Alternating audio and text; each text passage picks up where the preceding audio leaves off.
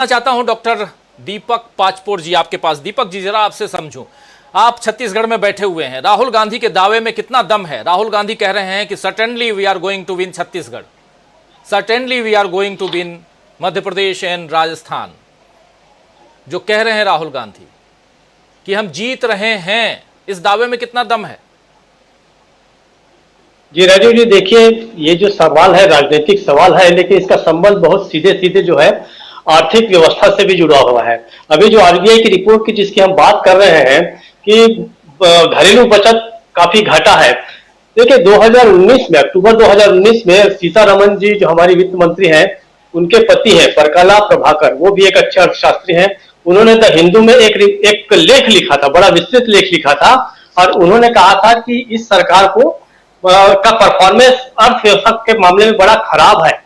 उसमें उन्होंने बहुत सारी चीजें बताई थी। उसमें उन्होंने मनमोहन सिंह और पीवी नरसिंह राव की आर्थिक नीति की तारीफ भी की थी, लेकिन उन्होंने एक बड़ी महत्वपूर्ण बात बताई थी। देखिए 2019 में संकेत मिल गया था। उन्होंने कहा था लोगों का जो निजी उपभोग है वो घट रहा है, तो उसका घटने का कारण मूल रूप से यही था कि आपके पास बचत ही नहीं है। उसके बाद आप याद कीजिए कि जिस समय भारत जोड़ो यात्रा में, मेरे ख्याल से शायद वो मई महीने में थे, मई महीने में राहुल गांधी ने एक बहुत विस्तृत चर्चा की थी अभिजीत बनर्जी के साथ, नोबेल पुरस्कार विजेता अर्थशास्त्री के साथ, और उन्होंने भी यही कहा था।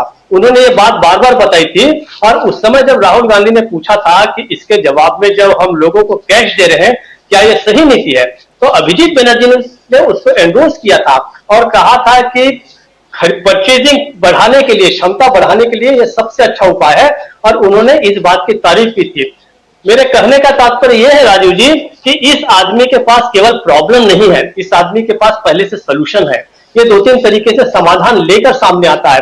ऐसा नहीं कि केवल इस सरकार की वो जो है एक तरह से आलोचना कर देगा या बुराई कर देगा। उसके पास पहले से एक प्लान तैयार रहता है कि इसका जवाब क्या हो सकता है, और उसके पास इस बात की, राहुल गांधी के पास इस बात की जानकारी थी। इसलिए एक तो पहला उसका तरीका यह है कि ये डाटा के साथ और फैक्ट्स के साथ सामने आता है। इस कारण भारतीय जनता पार्टी को परेशानी होती है। दूसरी बात, ये व्यक्ति हमेशा मौके पर आप देखिए उपलब्ध पाया जाता है। अगर चीन का मामला उठता है तो सीधे लद्दाख पहुंचता है और चीन के मुंह के सामने जाकर खड़ा हो जाता है, और वहां पर एक तरह से संकेत देता है चीन को कि देखिए मैं यहाँ पे हूँ और ये जमीन जो है वो हमारी है। उनके आप जहां भी देखिए वो जाएंगे और लोगों से मिलेंगे, और एक तरह से सोल्यूशन सामने सामने वो देने की कोशिश करते हैं। दूसरी तरफ ये हो रहा है कि आरबीआई की रिपोर्ट के ही इसमें मैं कहूं कि इसका कारण ये भी है, क्यों भारतीय जनता पार्टी का संकट बढ़ रहा है, अर्थव्यवस्था जो है हमारी जो हालत खराब हो रही उससे बाहर क्यों नहीं निकल पा रहे हैं, तो उसका कारण ये है कि एक तरफ से आप बेरोजगारी भी बढ़ा रहे हैं, आपके पास ऐसा कोई है ही नहीं कि लोगों की परचेजिंग पावर जो है उसको बढ़ा सके। इसका जवाब जो है वो कांग्रेस शासित राज्यों में है। कम से कम मैं छत्तीसगढ़ की बात करूं, छत्तीसगढ़ में भी लोगों को जो बहुत सारी न्याय योजना है उसने बहुत सारा बड़ा परिवर्तन किया है। इसमें जो है जो किसान है, किसानों को उन्होंने राजीव गांधी न्याय योजना के अंतर्गत पैसा दिया, उसके बाद खेतीहर मजदूरों को दिया, महिलाओं को गोठान के अंतर्गत दिया, स्व सहायता समूहों के, तो जो डायरेक्ट पैसा आ रहा है। उसके बाद बेरोजगारी भत्ते के रूप में लोगों के पास कैश जा रहा है, तो कैश जो है वही असली फर्क पैदा कर रहा है राज्य जो कांग्रेस शासित राज्य है और भारतीय जनता पार्टी शासित जो प्रदेश है।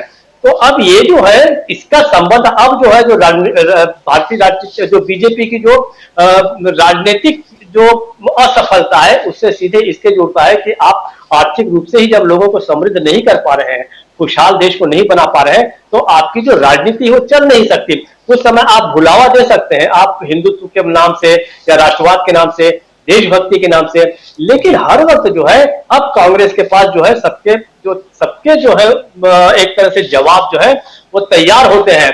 ये सबसे बड़ी बीजेपी की मुश्किल है, और राहुल गांधी की सबसे बड़ी सफलता है। उनका जो ग्राफ ऊपर जा रहा है, देखिए उनकी क्रेडिबिलिटी बढ़ रही है। लोग अब जानने लग गए हैं कि ये आदमी केवल बोलता नहीं, ये समाधान लेके आ रहा है। दूसरी बात, जो मोदी जी हुए 9 वर्षों के बाद आज भी वो देखिए आप समस्याएं ही बता रहे हैं, वो सोल्यूशन नहीं बता रहे हैं, या फिर ऐसी बातें बता रहे हैं जो आज से 15, 20, 25 साल के बाद लागू होने जा रही है। तो धीरे धीरे लोगों को पता चल रहा है। आज क्यों बड़ी संख्या में युवा उमड़ के आ रहे हैं, राहुल गांधी से मिल रहे हैं, तो उसका कारण ये है कि एक तरह से उन्हें जो कहा जा रहा है कि राहुल जो है एक तरह से लोगों की उम्मीद का दीपक बन गए हैं। तो आपके पैनल में देखिए राहुल भी है, दीपक भी है, तो निश्चित रूप से आप कह सकते हैं कि राहुल गांधी जो है उम्मीद की किरण तो बनने वाले हैं। तो निश्चित रूप से ये भी एक बड़ा कारण है कि लोग उनकी ओर ध्यान दे रहे हैं। और क्यों वो लड़की जो उपाध्याय जो लड़की है, मीमांसा उपाध्याय है, क्यों उत्साहित हो रही है उनको अपनी स्कूटी में बैठाने के लिए? इसलिए हो रही है कि वो जानती है कि आने वाले समय में हमें रोजगार की जरूरत पड़ेगी। बहुत हो गया हिंदुत्व, पिछले 9 साल 10 सालों से जिस तरीके से जो माहौल बनाया गया था, अब उससे युवा उभर रहे हैं। और ये जो है यही असली ताकत है, मुझे ऐसा लगता है। और बीजेपी की रणनीति का पर्दाफाश होने का सबसे बड़ा कारण है ये लोग साबित होंगे। राजीव जी। जी बिल्कुल, राहुल गांधी ने बीजेपी की रणनीति का पर्दाफाश कर दिया है और राहुल गांधी खुले तौर पर कह रहे हैं कि ये जो नैरेटिव सेट करते हैं वो अब काम करने वाला नहीं है। उनके है कि आप राजनीति कीजिए, लेकिन राजनीति जो है वो उसके पीछे नैतिकता का आधार होना चाहिए। राहुल गांधी कहीं भी अनैतिक होकर या कहीं भी गलत रास्ते से वो नहीं जा रहे हैं, इसलिए उन्हें यहां तक पहुंचने में थोड़ी देर जरूर लग रही है, लेकिन वो जा रहे हैं बहुत सही रास्ते पे। आप याद कीजिए कि एक बहुत पुराना समय से लोग कहा करते थे कि ये कुछ बहुत ही ज्यादा सीधे साधे हैं, और आज का समय जो है वो तथाकथित चाणक्य लोगों का है। आपको शातिर भी होना पड़ेगा, आपको अलग अलग तरीकों से उनके बराबरी पर आकर उस तरीके से राजनीति करनी पड़ेगी। लेकिन देखिए राहुल गांधी ने अलग रास्ता अपनाया। राहुल गांधी की जो संघर्ष है उसका सबसे बड़ा सौंदर्य क्या है? वो सौंदर्य है वो महात्मा गांधी जैसा है। देखिए वो विवेकानंद जैसा है, वो अकेले चल रहे हैं, वो गौतम बुद्ध जैसा है। मैं कोई उनके बड़े बड़े नामों के साथ उनका वो कंपैरिजन नहीं कर रहा हूं, लेकिन ये सब अकेले चले थे। अभी आप देखिए इतना बड़ा 28 दलों का गठबंधन है, दानिश अली के पास कौन था राहुल गांधी के अलावा? कोई दूसरा नहीं था। मणिपुर जब वो गए उस समय भी गठबंधन था, लेकिन उनके अलावा कौन थे? तो राहुल गांधी की असली ताकत जो है वो अकेले चलने में है। मुझे तो ये लगता है कि बाकी लोग शायद अगर उनके साथ शामिल होंगे तो शायद राहुल गांधी की शक्ति आधी जो है खत्म हो जाएगी। राहुल गांधी को आप और एक याद कीजिए, पिछले कुछ समय से वो आपको एक ही ड्रेस में दिख रहे हैं, उसी सफेद टी शर्ट में दिख रहे हैं। ये सफेद टी शर्ट जो है ये चर्चित हुई थी भारत जोड़ो यात्रा के दौरान। तो उनकी सादगी जो है वो लोगों को बड़ी प्रभावित कर रही है। एक तरह से मैं जो कहता हूं कि वो अकेले चल रहे हैं, यही उनकी ताकत है, और यही उनके संघर्ष का जो है वो सौंदर्य शास्त्र है। और यही जो है बीजेपी के सामने सबसे बड़ा संकट यह है कि वो तमाम तरह के प्रपंच और आडंबर रच रहे हैं। देखिए कितना बड़ा जलसा किया उन्होंने पुरानी संसद भवन से नए संसद भवन आने का। ऐसा लगता है कि कहा जा रहा है, पता नहीं सही क्या है गलत क्या है, क्योंकि सरकार आंकड़े तो देती नहीं है। कहते हैं कि करोड़ों हजारों करोड़ रुपए उसके ऊपर खर्च किए गए, वो शायद 4000 करोड़ से भी ज्यादा हो सकता है, हमें पता नहीं, इसका तथ्य नहीं पता। लेकिन एक बात तो जरूर है, उसको देख के ही लगता है कि अच्छा खासा खर्च किया गया है। G20 के ऊपर कहा जाता है कि बहुत ज्यादा खर्च किया गया है। उसके बाद नए संसद भवन में आए, नए संसद भवन भी बहुत भव्य बना है, बड़ा आलिशान बना है। ये सारे के सारे जो खर्चीले आयोजन है उसको पूरा का पूरा ध्वस्त कर रहे हैं राहुल गांधी अपनी सादगी से और अकेले चलकर।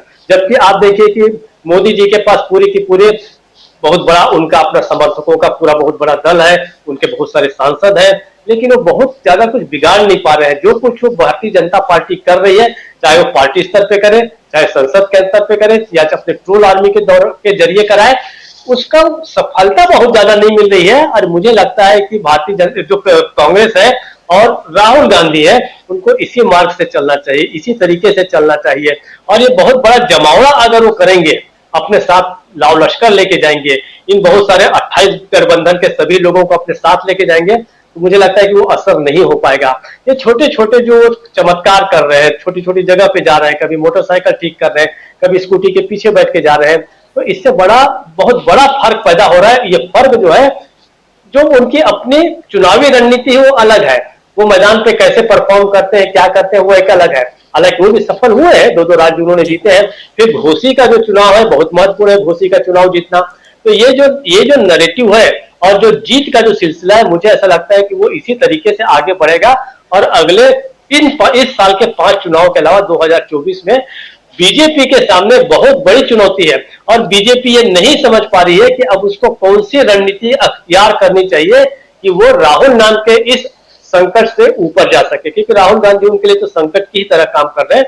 ऐसा मुझे लगता है कि उनकी रणनीति जो है राहुल की बहुत ही कारगर साबित हो रही, राजीव जी। जी बिल्कुल, बिल्कुल। बहुत सारी बातें आप लोगों ने बताई, बहुत सारी बातों पर हमने यहाँ चर्चा की और समझने की कोशिश हमने यही की कि राहुल गांधी ने बीजेपी की